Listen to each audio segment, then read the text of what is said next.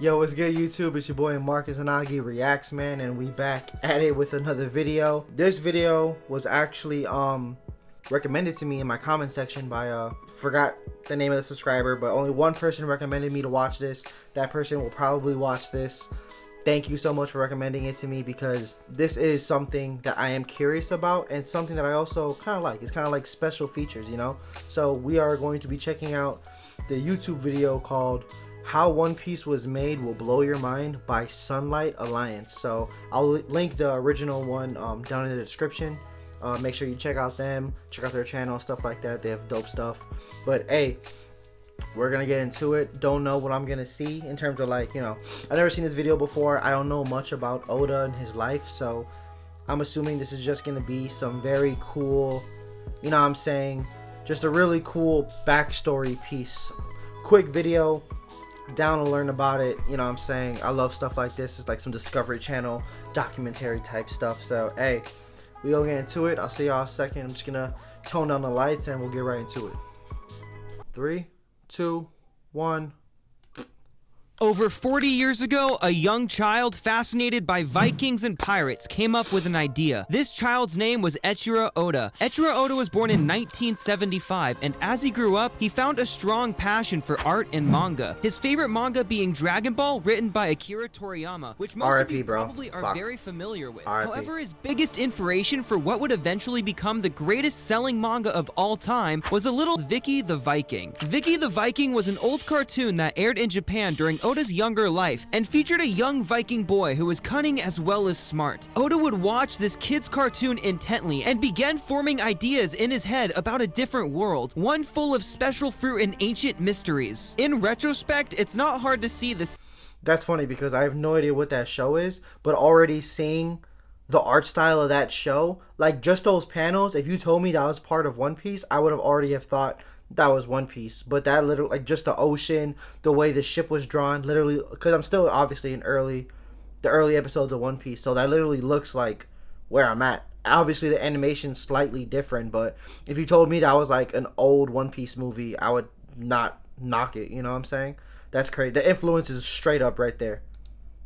The similarities between this cartoon and other running themes in One Piece, especially when it comes to the giants of Elbaf. This is why I think Elbaf will end up being one of, if not the most important arc in the entire series next to Wano. Before Oda was even 17 years old, that's probably a spoiler, but I have no idea what that means. And developing ideas for this pirate series as early as junior high, which honestly makes so much sense thinking about Luffy and his dream. And I don't mean his dream of becoming the Pirate King, I mean Luffy's true dream. You know, the one that everybody calls childish? I think that this dream is something Oda came up with really early on, which is why as an adult, he can use other characters within the story to posture at the innocence and simplicity of the dream, a vision from Oda's childhood. Almost like Oda is talking to his younger self through the manga. It is also due to this early conception that we can see a manga which started off purely as a simple adventure turn into something so layered with political and philosophical nuance as Oda became older and more knowledgeable about the world. Luffy's dream, the ending of One Piece, the fun sense of adventure were all things Oda planned before Oda even became an adult. However, Oda is still extremely improvisational as a writer, a great example being the Seven Warlords and the Worst Generation introduced at Sabati, which Oda created last minute on a whim. And a lot of spoilers, but I have no idea to his benefit. Who any of these people are or what that meant. One of Oda's first recorded works was Panda Man, a character created during Oda's school years that he designed for a Kinnikuman character creation contest. Oda's love for Panda Man is something that we still see today, even with the new live-action series using it as their project name during production, as well as constant cameos by Panda Man all throughout the series of One Piece, manga and anime.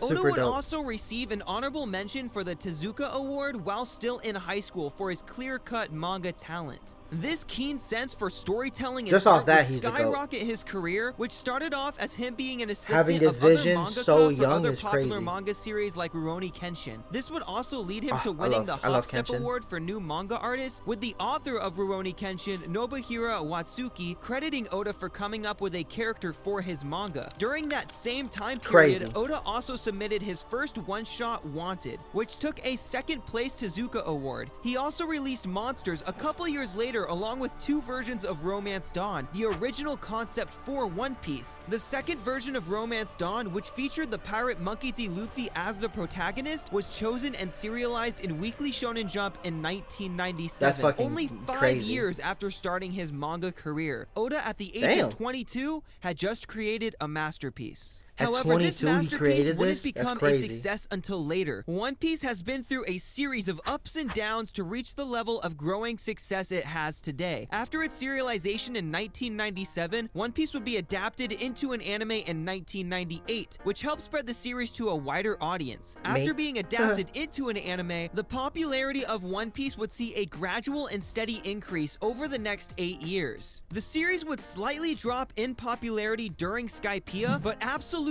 explode after the next arc. During the release of Water 7 and Enies Lobby, One Piece saw a huge increase in sales, leading to the manga series peaking in manga sales and setting One Piece on the map to become the best-selling manga of all time. After Enies Lobby, the Paramount War Saga shot One Piece up to the mega charts of manga sales, with Volume 50 selling over 1 million copies, the 56th volume selling 2.85 million, and the 57th printing 3 million copies upon first print, which was the highest first print of any book ever released in Japan. And you heard me right, I mean any book ever, not just manga. not just manga. In the present day, every single volume of One Piece has sold over 1 million copies worldwide, totaling 490 million copies across the globe, 400 million of them in Japan alone. As One Piece continued to take over Japanese media, the series would go on to earn multiple awards for its genius, including a Guinness Book of World Records for the most copies published for the same comic book series by a single author. But this wasn't the only crazy award One Piece would go on to earn.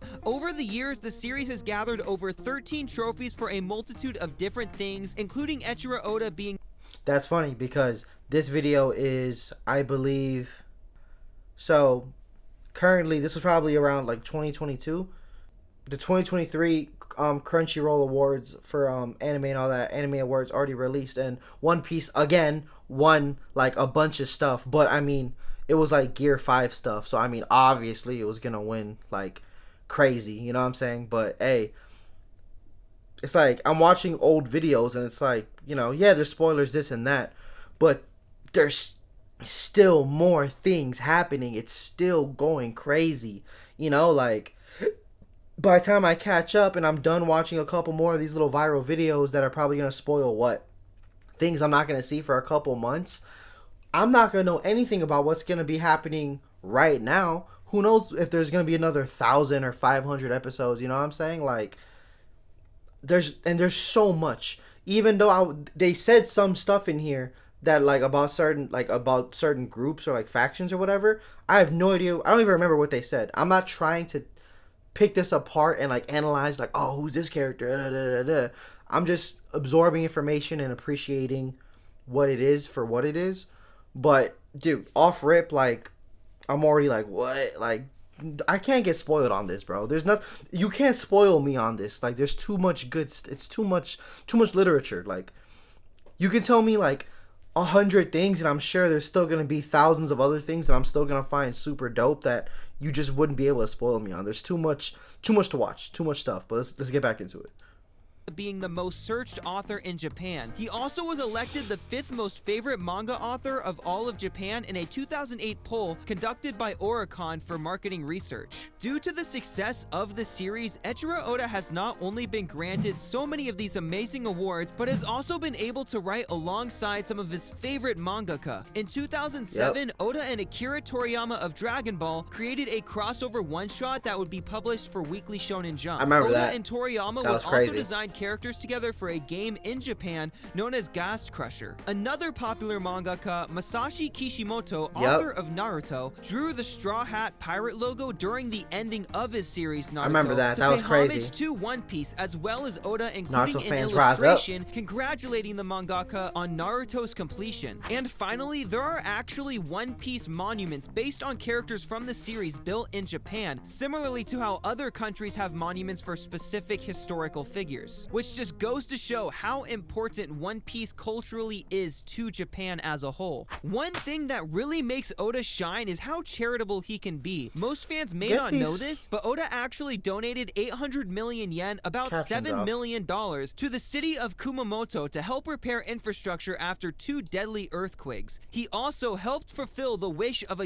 donated 800 million yen, about $7 million, to the city of Kumamoto to help repair infrastructure after 2 deadly earthquakes. He also helped fulfill the wish of a young child suffering from cancer who asked to know what the One Piece is. The way he described what Oda told him to the press was that One Piece is beautiful. Many people have speculated as to when this masterpiece will finally come to an end, and Oda has stated multiple times that the series is close to ending. However, since creating One Piece, he can't seem to stop writing about it. Originally, Oda had only planned for the One Piece series to take around 5 to 6 years and finish off in 2002. Well, now we're in the year 2022, and only now are we starting to see the end peek out over the horizon. This prediction was not the only prediction made by Oda about when the manga could potentially end. A very important thing to learn about Oda is that although he's great at writing manga, he is terrible at seeing the future. For example, in 2003, Oda stated that a Straw Hat would die that year. However, Mary didn't die until 2006, which again just goes to show how much Oda really loves writing the series and flushing out everything as much as possible. Even now, Oda has stated multiple times that Wano was not supposed to take this long, but it just turned out that way because of how he needed to tell the story. This is why One Piece has taken 25 years plus and not 5 years like originally stated. Here are some of the other statements Oda has made over the years. Quote, "My original plan was to assemble a crew of 10 within the first year and a half. After 20 years, the story is about 80% complete, yet there is still only 9 crew members." End quote. This was stated in 2018. He also stated in 2016 that the story was 65% done. So the story was 65% done in 2016, 80% done in 2018, and only had 5 years left, yet we are in 2022, 4 years after that statement, and it still feels like we have a whole other saga to get through. 2 years later after this video, and it's still going crazy. The new prediction by Oda and his staff is that One Piece will conclude sometime between 2024 and 2025. But if I were to place a bet on when One Piece would actually end, I would say maybe sometime around 2027 during the 30-year anniversary. I mean, we still have Elbaf, Vegapunk, Lodestar, Laugh-Tale, Mary Joa, the Final War, going back to Reverse Mountain, finishing Wano, the Secret of the Devil Fruit, Souls, the All Blue, Poneglyphs, Joy Boy, destroying Fisherman Island, Uranus, Pluton, and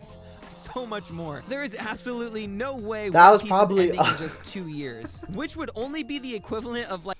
That was probably a lot, but I guarantee you I already kind of forgot half of that, but that literally, that meme was me. That was a lot. That, like, you're telling me 25 years and all that still? He said devil fruit. I'm not going to know shit about the devil fruit for another couple years? When I finally catch up and then I'm basically catching up to where you guys are at, I'm probably going to catch up to one. Obviously, I'm increasing my episode count. I'm not going to keep doing 2 episodes a week. That's going to increase to 4, and then it's going to go to 6, and then I'll see what's up with there. I might do big episode chunks in one. I'm going to see what I do, but I will catch up. I'm not trying to be on here for 10 years. You know what I'm saying? But, bruh, I'm going to laugh if I catch up before it ends, and I'm going to be pissed. Because, well, then again, I don't know. Because then if it ends and I'm still watching it, I feel like I don't want to get spoiled on the ending. Like, the ending, that's different. That's a spoil. 25 plus years worth and getting spoiled on the ending is kind of fucking crazy. I don't want to get spoiled on that. So, I will make it a plan to try to catch up. But, I mean, who am I to know when it's going to end? You know what I'm saying? So, this is going to be a crazy journey. What did I pause on? Crazy. Of like 60 chapters or so. To put this into perspective, Wano is the longest running arc in the series, totaling almost 130 chapters to date. With all of these questions that still need to be answered, there is no way Oda can tie up all of these loose ends in less than half of the amount of chapters used to tell the story of Wano. 25 years ago, One Piece was released to the public. A world-shaking manga that would eventually topple anything that came before it in terms of storytelling and world building. Behind Superman. By the time this series ends, I fully expect it to take first and become the best-selling series of all time. He dropped so many consecutive spoilers in a row that I literally just had like fucking One Piece overload. You know what I'm saying? Like, I just got tweaked out right now, bro. For real. Hey, yo, this was a dope video. This man was in high school planning this out and started this whole journey full force when he was 22 years old. That was dope. Like, you know, people are probably gonna get mad that I saw this and be like, bro, stop spoiling yourself. Truthfully, I already kind of forgot what I saw, but I'm not trying to I'm only taking mental notes when I watch the episodes. With these, I'm soaking in the cool stuff, but when like the stuff that I know are spoilers, I'm not trying to hold that because I don't want to hold it. And let's be honest too, bro, like the manga people already kind of spoil you. Like the manga is already out and you're already getting kind of pre-spoiled. So it's kind of like things pop up and you just hear stuff, people, you know, be in your ear buzzing and shit like, hey, like spoilers happen. It is what it is, bro. I take spoilers as just, you know, as crumbs, you know what I'm saying? It's crumbs of the cake that I know I'm eventually gonna get. So, you know, I'm treating this as a learning experience. I'm having fun with it. Having videos like this to talk about Oda, to talk about the manga, talk about the sales, like this is extraordinary stuff. Like this will forever be cemented in history. And I am now a part of the ride. I am now joining the crew. I am now becoming a pirate from a ninja, and I'm going to be Mark Izanagi, the captain of the Izanagi gang crew, and I'm setting a sea with my swords and my ninjutsu and my taijutsu skills. You feel me? Peace, love, prosperity, all that cakey ass shit. But hey, hope you have a good one. Thanks for tuning in. This is Mark Izanagi, and we out.